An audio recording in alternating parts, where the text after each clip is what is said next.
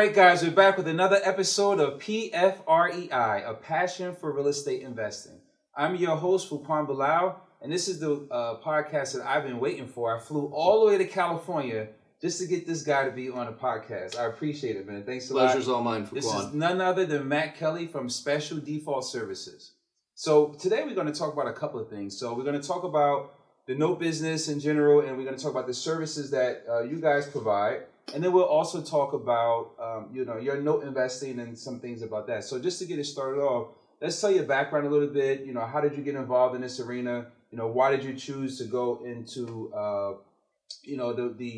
the industry where, it's a lot of banking, a lot of, foreclosure work and everything else. Let's just talk about that. And we're going to keep it short. Exactly. It is only 10, 15 minutes just to get the nuggets. Absolutely. So we're going to stick to the short, sweet answers. Again, my name is Matt Kelley. How I got started in this industry is I actually started out with trustee corps many years ago. And as the foreclosure trustee, we'd see a lot of different things come in and interact with a lot of different individuals. But we're also talking about individuals like yourself and now myself in many ways who would be sitting through the foreclosure process because trustee corps and ultimately Special Default Services, which is a boutique foreclosure company. Trustee corps is the General Mill, Freddie Mac, Fannie Mae certified in several different states, process foreclosures, one of the largest in the United States, especially in the Western United States, as we process foreclosures in a total of 9 different states. But with that, in doing foreclosures on behalf of almost every single major creditor that's out there, you don't want to sit next to Bank of America when waiting in line. Yeah. So Special Default Services is a boutique company that caters specifically to private investors, and we deal with all commercial foreclosures that come into the company. Anything that requires a little bit more hand-holding. But how I got started into the note space is we were purchasing properties personally at the courthouse steps. We would be researching properties, looking for undervalued properties on the MLS.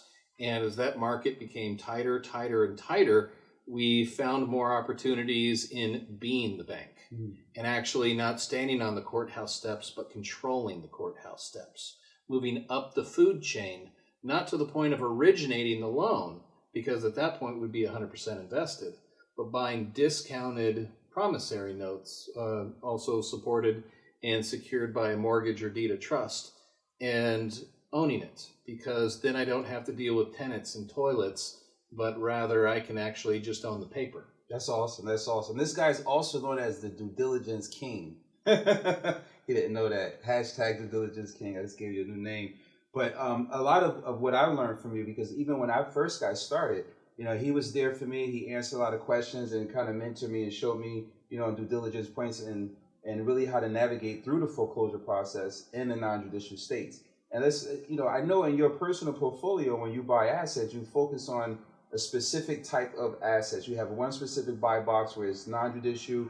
I know sometimes when you buy tapes, there's different assets, but for your personal portfolio, from what I understand at the time, you were focusing on just non-judicial states that within a year, you can either get your money back, make a profit, or get the property. So let's talk about that a little bit. Staying in my lane.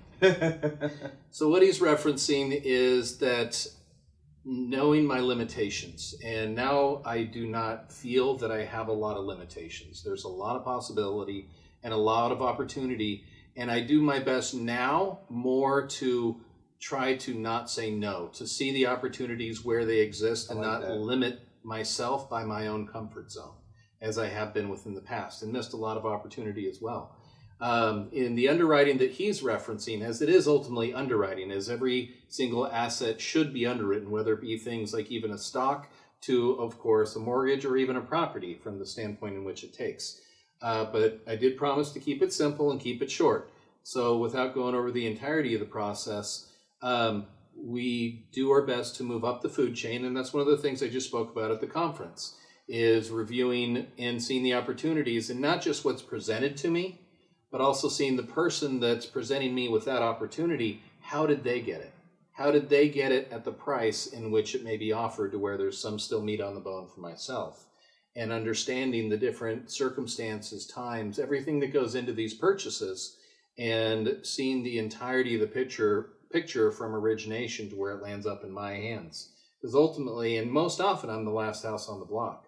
I'm the last opportunity that whether it be that homeowner has to save their house, or I'm the last one that's going to sit there and say, the only thing that's no longer going to happen from this point is nothing. As once the foreclosure process starts, as you reference, that can be talking about some of the statutory required letters that go out, or even when the formal process starts, whether it be with the lis pendens or notice of default. As that's a statement not only validating the security of the creditor, because we're talking about secured debt, not unsecured debt. This is secured debt with rights and remedies available.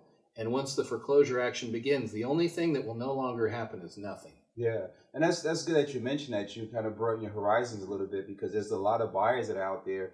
I got an email from someone the other day, said, I'm looking for high equity loans in all non-judicial states. And I said, good luck. Let me know where you find that unicorn. That's everybody looking for. So when we buy, and I'm pretty sure you guys do, you have to take the good, bad, and ugly. I've known times where you purchase a tape of loans, you reached out to me, you say, hey, I got some New York stuff with some equity. Look at it. It's not in the buy box. We'll keep it if we have to, but just want to put it out there because it's in your backyard. And that was my loss as a result, because a good note is a good note, regardless of the state. Now, what we're referencing in this conversation, and Fuquan's been right about this many, many times in the past, and you know what, handshake for that one. Good job. Appreciate it. So what we're referencing is looking within a little box of this is my comfort zone, but Fuquan sat there and said, hey, this guy's house is worth a lot of money. I think he's going to want to save it. It might take me years to foreclose on this, but I'll be damned. You call them, and a couple days later it worked out. It didn't take years. Yeah. Because you took less risk in this one area, whereas others are willing to take more risk in another area. But that can all be factored into the ultimate one's business model and underwriting. Yeah. So let's talk about, you're California. You've been out here for a while. I see when I come to your house, you had the surfboard and everything else. What was your passion about, just changing lanes a little bit, about surfing and everything else?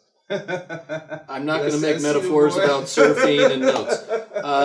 I think what Fuquan's trying to get me to talk about is what I like about this is I've mentioned stories in the past about how I've stood out on the courthouse steps in the wind and the rain and the cold, and been with the people that drove around neighborhoods and looked for old roofs and try to get the right color on their flyer that they're going to send people. I don't do any of that. Yeah. I actually have a very nice office that's very nicely air conditioned. I don't have to leave.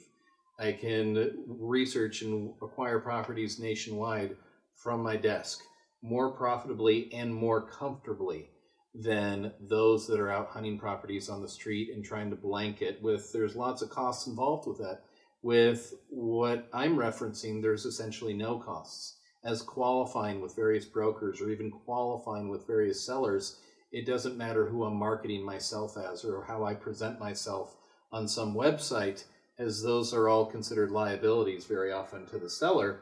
But it's also taken into consideration that none of that portrays a brand, in that I'm dealing with things like Chase, Wells Fargo, Bank of America. Yep. I promise you they don't really care what my brand is as an individual, but rather that my capacity to address the issues that may arise from promissory notes and ultimately mortgages and deeds of trust.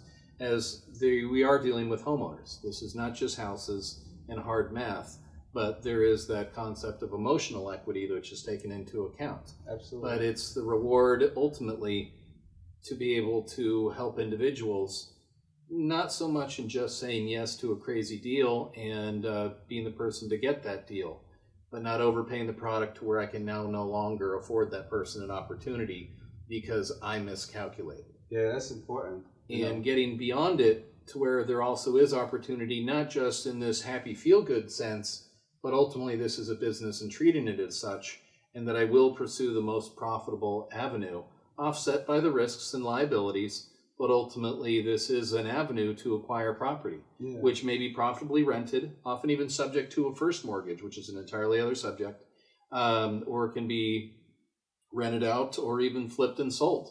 There's a lot of options, a lot of flexibility, and it's a very niche market with a lot of the risks, which are underwritten and manageable, tend to have extraordinary rewards associated with them because, again, it's a niche market with niche opportunities but more importantly, specialized knowledge. But with all that combined, the reason I do it is I get to buy these nice suits and hang out with people like yourself. You know what? One thing I actually like, one thing I like about Matt Kelley is that he always add value and he help people out. I mean, you have people that would just call you randomly, ask you a question about a note, and need to know someone how to navigate it, and you will definitely spend time going over that stuff. We know you're busy. We know you got a lot of stuff going on, but you actually make the time each and every time somebody reach out to you. It's called paying it forward. Yeah, I mean, and that's what I like about it. You know, you pay it forward, and I'm pretty sure some people who's probably watching this interview probably have actually benefited from communicating with you and you leading them in the right direction, or saying, hey, that's not a good note. You know, you ran some quick due diligence on it. Hey, it's unsecured, or whatever the case is, and help them from losing money making a bad decision. So, you know, we thank you for that, you know, for being that. I used to call you back when I first got started, the dictionary to note business, because every time I would call this guy, he had all the right answers to kind of help me navigate and get into the right space, and has helped me a great deal with my business, and I'm sure he helped a great deal of you guys. But yeah, I can tell you're passionate about it, what you do, just from that I'm genuinely aspect, happy right? to help, and my contact information will be provided. Those can reach out to me. Generally speaking, I'm happy to help. I don't charge for those services. It's just one of the things that we do. Yeah. And don't get me wrong, occasionally I'm happy to hang up. Yeah.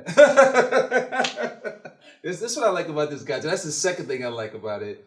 Cut circle with straight line. He'll tell you straight forward how it is. Actually, make a quick one. I wrote a book and I put it out. It's called The Tire Kicker.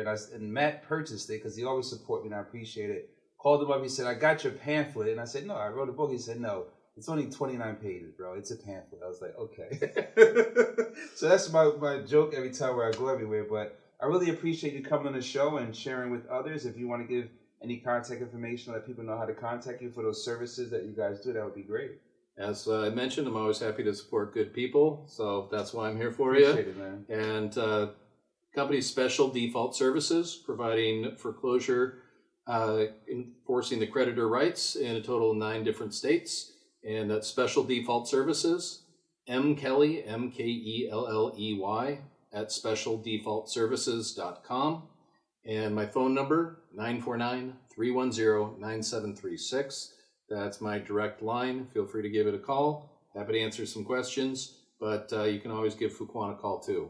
Awesome. No cell phone number? No, it's joking. That's the cell phone number? Oh, wow. Wow, direct line. No, really. They can call you. That's so quite all right. They can really call you. It's okay. All right, guys. Another great episode. PFREI, Passion for Real Estate Investing. Watch us on YouTube. Like us on Facebook. Check us out on Instagram and Twitter. A Passion, the number 4, REI. Great interview. I appreciate it, Matt.